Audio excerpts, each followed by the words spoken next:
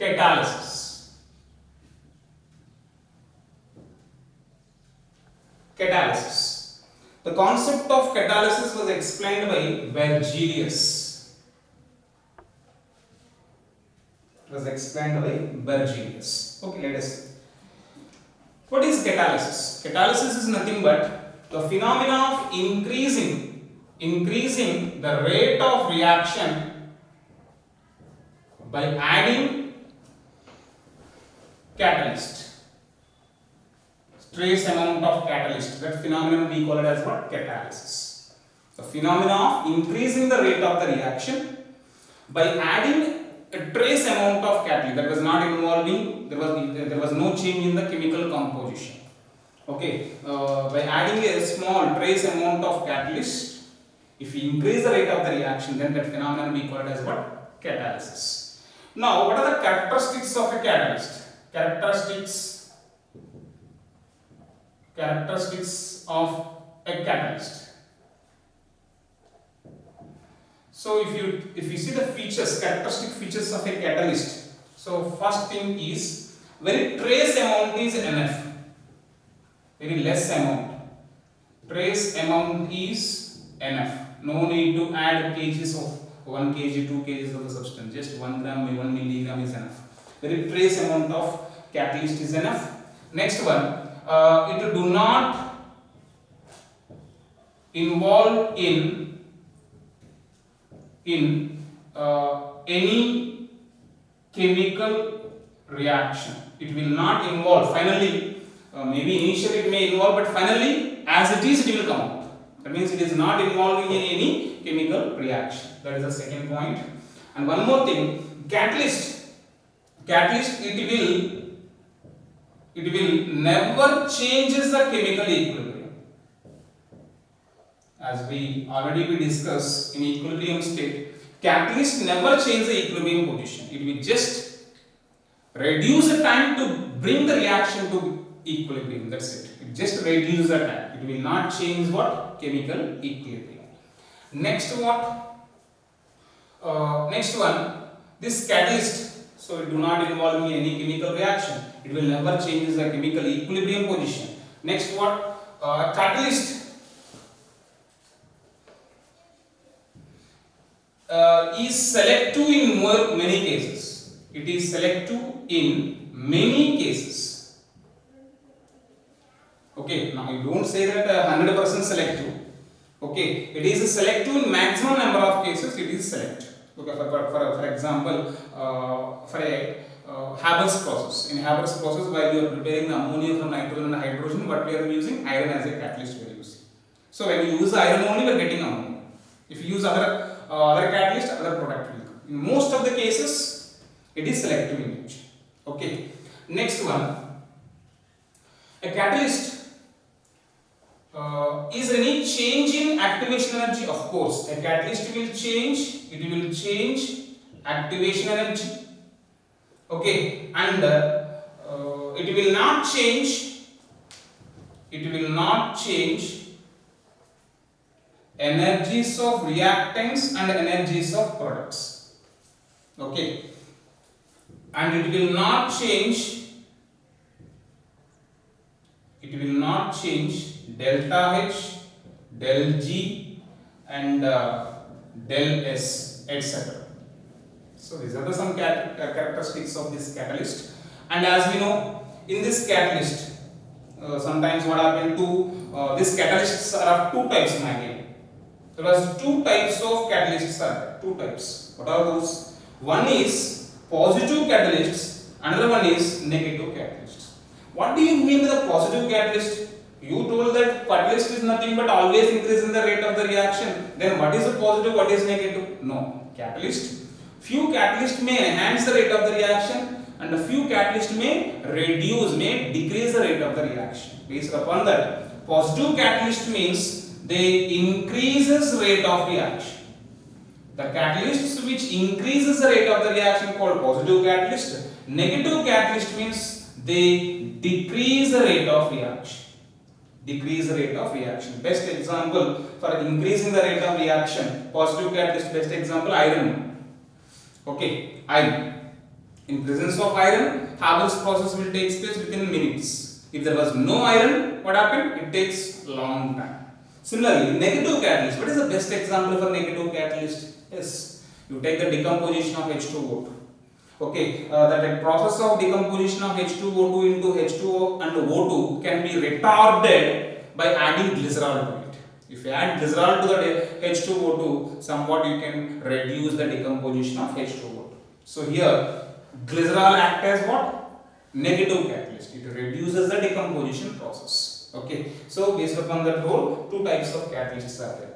And also we should know here, catalytic promoters.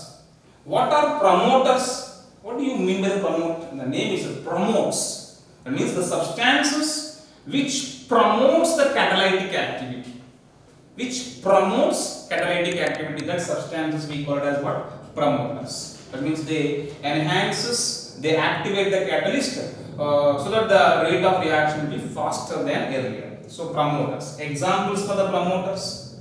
So examples for the promoter in case of Haber's process. Iron is a catalyst, molybdenum is a promoter, okay, potassium oxide is a promoter, and sodium oxide is a promoter. Like this, we can use the promoters here. Even in contact process also, okay, what is that? Platinum is the catalyst, and what is the promoter for the here? Iron oxide is a promoter here. So like this, there are some promoters are there. Similarly, catalytic poisons.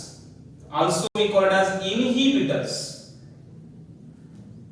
Okay, inhibitors. Poisons are inhibitors. What are catalytic poisons or catalytic inhibitors? These are the substances which reduces the catalytic activity, which lowers the catalytic activity. Those substances we call it as what? They lowers activity of the catalyst. That substances we call it as catalytic poisons or catalytic inhibitors. Examples for the catalytic inhibitors are for example, you take Haber's process. In case of Haber's process, the iron activity, the activity of iron can be reduced by passing H2S gas, okay, or else carbon monoxide gas. That means H2S gas and the carbon monoxide, they both are act as what? Catalytic poisons in Haber's process. Okay, so this is about catalytic promoters and catalytic poisons. You should know these all terms. Now let us move to the types of catalysis. Types of catalysis. Yes, how many types of catalysis are there? So there was total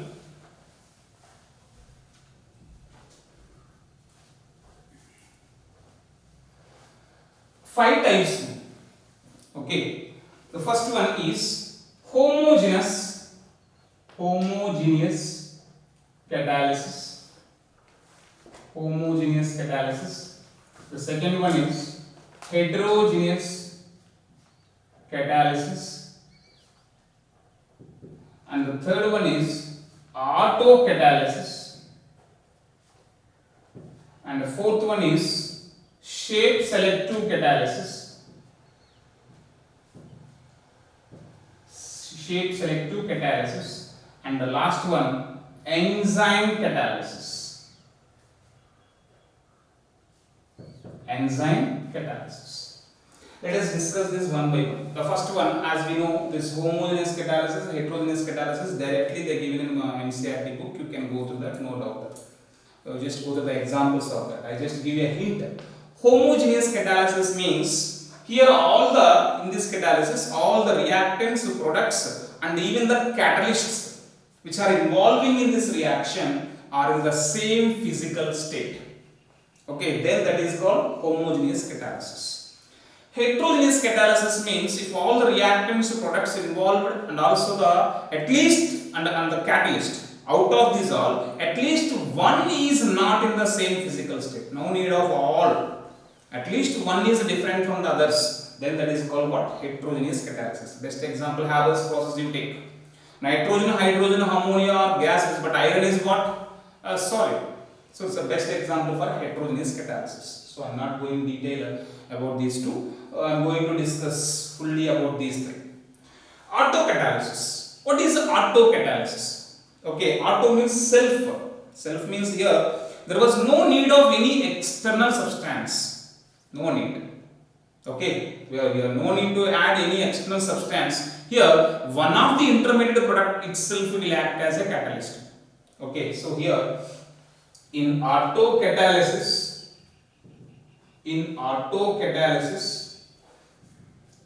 one of its intermediate form acts as catalyst. Best example, oxidation of oxalic acid by KMnO4. If you take this equation, oxalic acid means C2O4 minus 2 and MnO4 minus 2. So we give Mn plus 2 and carbon dioxide was not balanced, just mass. So here MnO4 minus is oxidizing oxalic acid, oxalate ion into carbon dioxide. So in this case, initially when the reaction was started, this reaction is very slow reaction. But what happened after consumption of time? By the consumption of time, what happened? Mn plus 2 is forming as a product, as an intermediate product, and it will act as a catalyst. Here the formed product is act as a catalyst, and it will increase the rate of the reaction. That is why slowly what happened? It keeps increasing the rate of the reaction. So this is the best example. And if you want one more example, ester hydrolysis you take. If you take the ester hydrolysis, you take RCOOR prime.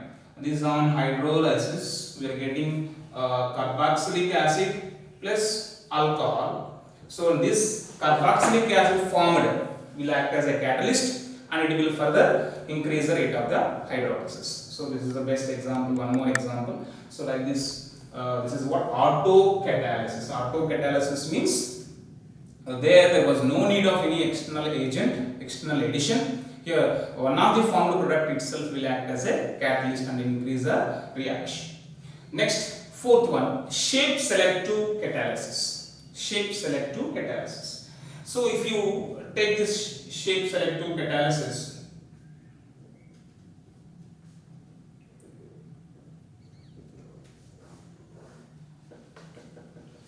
so we observe this shape selective catalysis in zeolites.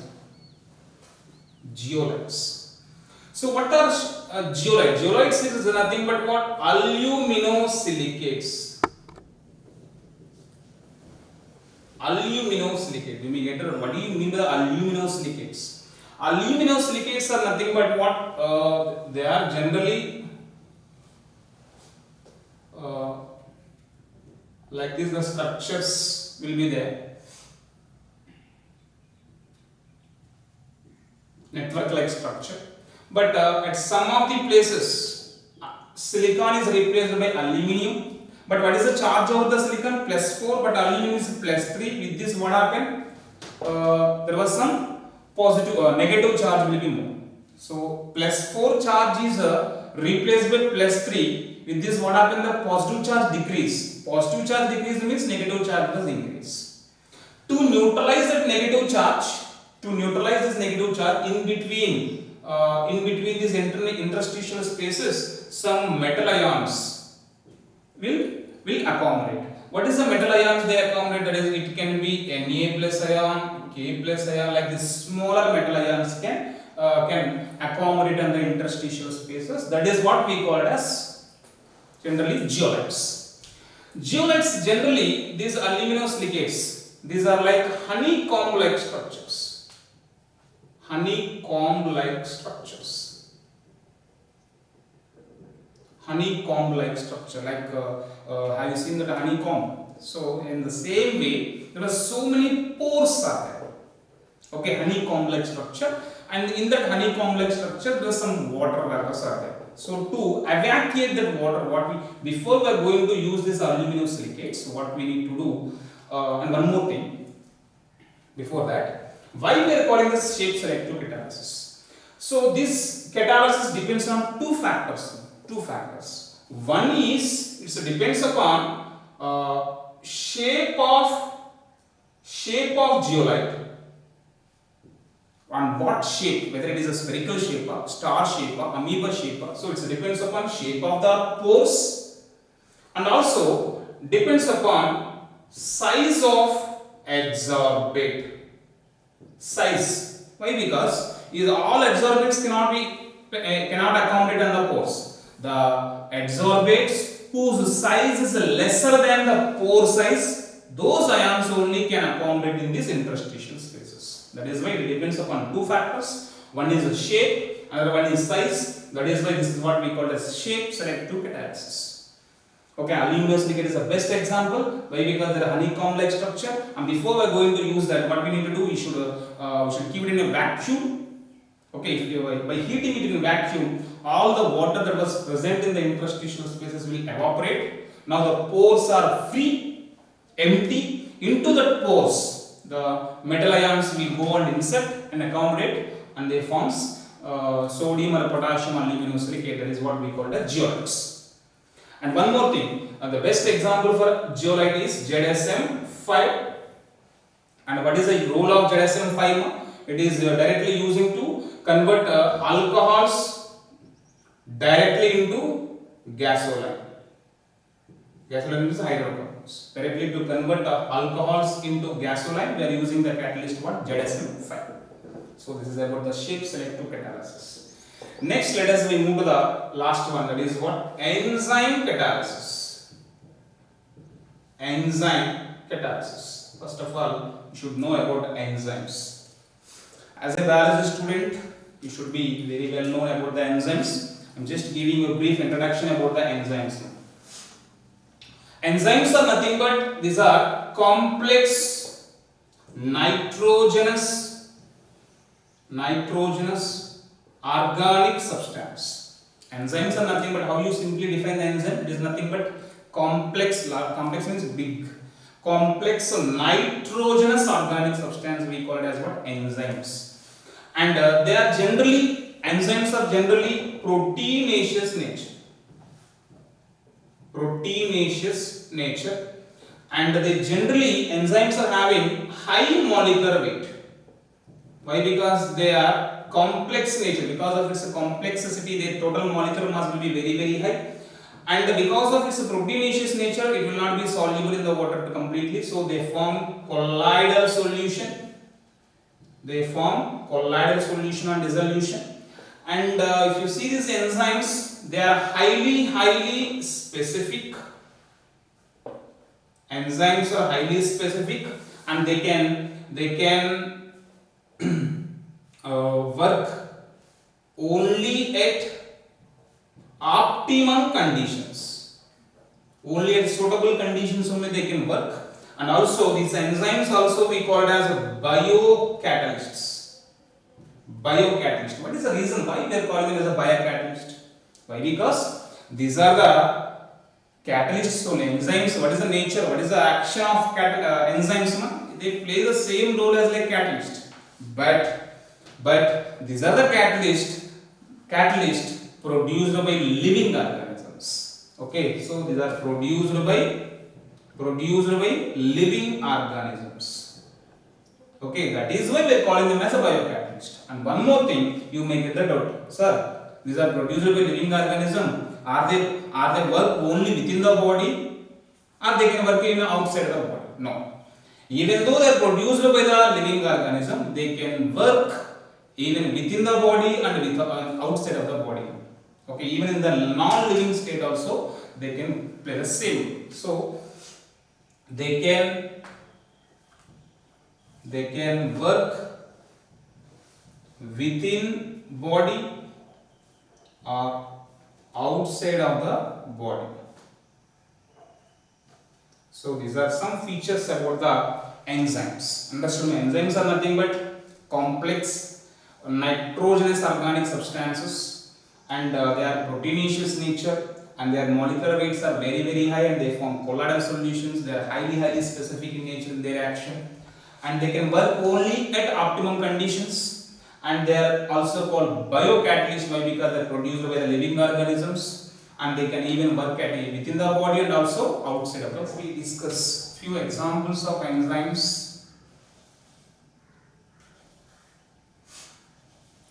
invertase, zymase, diastase, maltase, pepsin, trypsin,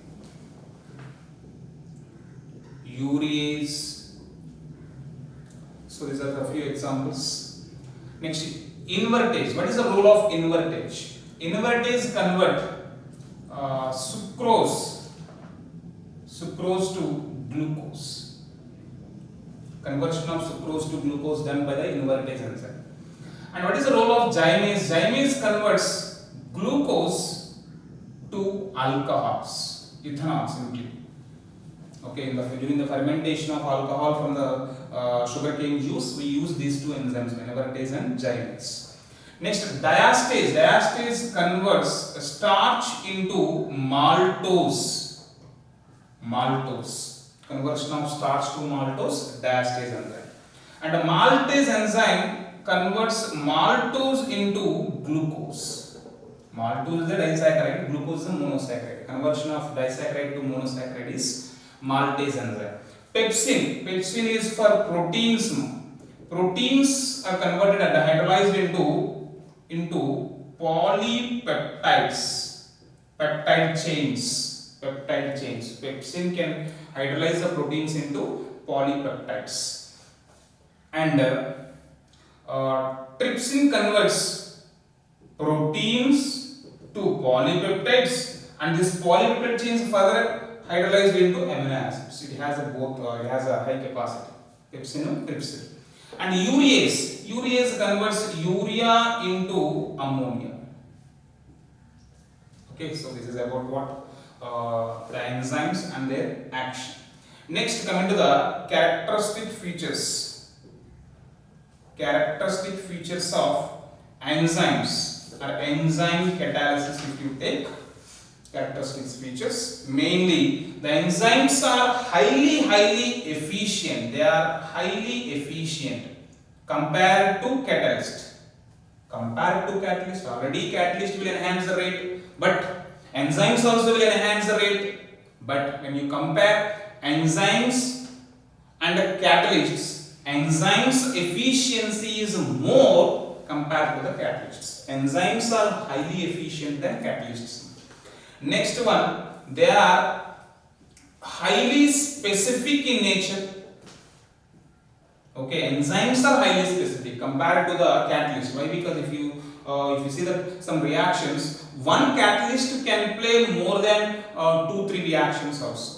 Okay, but enzyme, see for example invertase, if you take invertase only will hydrolyze sucrose to glucose. It will not hydrolyze glucose to alcohol.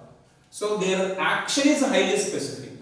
That is why they are highly efficient and also highly specific. Next one, they can work only at optimum conditions, optimum pH, optimum temperature. What is the optimum pH of enzymes? It is in between 5 to 7. Optimum pH level of enzyme is 5 to 7. Optimum body temperature is body temperature. So you know our body temperature is up to 30-35 degrees. It can be survived. But if it is more, if you increase the temperature, but enzymatic action will be lost. Okay, so they can be work only at optimum levels only. They are highly specific and highly efficient. And they work with the mechanism of lock and key mechanism. Lock and key mechanism. Okay, so as like this is highly specific, then that specific nature is based upon lock and key mechanism. So this is about the enzymes and their characteristics. Okay, next let us move to the next concept. Colloids.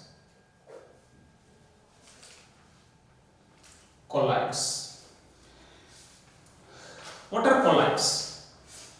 As we know, based upon the size of the particles, they differentiate the substances into 3 categories. What are those? The substances are categorized into three types based upon the size of the particles and their penetration power. One is crystalloids. Crystalloids also we call it as true solution. Crystalloids also we call it as true solution. And the second one is colloids. And the third one is precipitates. Crystalloids, colloids, precipitates. What is crystalloids?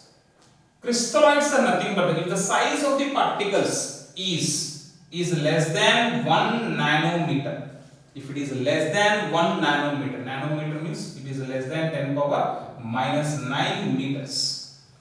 Okay, then we call them as crystalloids, and they are actually and those particles cannot separate by using membrane, means filter paper. Okay, because of small size, they can even penetrate through the membrane. They can even penetrate through the filter paper. We cannot separate them. Next, coming to the colloids. If the size of the particle size is in the range of 1 to 1000 nanometers. If it is between 1 to 1000 nanometers, then that substances we call it as what? Then that solution we call it as colloids. 9 to 10 power minus 6 meters. Next, precipitates means if the size is greater than 1000 nanometers, we can easily separate by filtration. Okay, and even with the physical methods also we can separate. But coming to the colloids, their size is medium, moderate. It is between 1 to 1000 nanometers. So maybe by physical methods we cannot separate, but by chemical methods we can separate. And these colloids particles can penetrate through the membrane. But these also can penetrate. They also can penetrate, but they cannot penetrate. Even though they can penetrate, but we can separate them by following some chemical methods anyhow. So this is about the crystalloids, colloids and precipitates. Now we are going to discuss about colloids more. Okay, in this colloids, if you take the colloids, every colloid having two phases. One is a dispersed phase, another one is dispersion medium. Dispersed phase and a dispersion medium, as like how the solution have solute and solvent, but here we don't call them as a solute and solvent. We should call them as what? DP and DM. DP is nothing but simply how you call solute. Solute is nothing but the compound which is in smaller quantity, that is called solute. In the same way, dispersed phase is nothing but the component which is in a smaller quantity, smaller proportion. Okay, that is what we call it as a DP. And dispersion medium is nothing but unto which medium this smaller proportion is DP particles are dispersed. That is called this is a larger proportion, and unto which the DP particles have been dispersed. So DP and DM. Understood? This dispersed phase and dispersion medium. Now again, based upon this dispersed phase and dispersion medium, okay, this colloids we are dividing into based upon the physical states. Okay, and one more thing, this dispersion medium, dispersal phase can be liquid, gas, solid, and even dispersion medium is also liquid, gas or solid. They can be any physical state. And one more thing, this dispersion medium also we call it as a LiO. Dispersion medium also we call it as LiO. So that is why we call these colloids also called what? Liosol. Dispersion medium also called LiO in solvent. So that liosols also we can call. And this based upon the physical states of DP and DM, we are classifying the colloids into following. So here I am writing DP, DM, and a type of colloidal solution. So if the dispersal phase is solid and a solid, this is a liquid solid and a gas solid. So if the dispersion medium is a solid, then what we call them? Solid salts we can call. And if the dispersion medium is a liquid, liquid salts. And if the dispersion medium is a gas, aerosol. So before we go into that, you just remember this.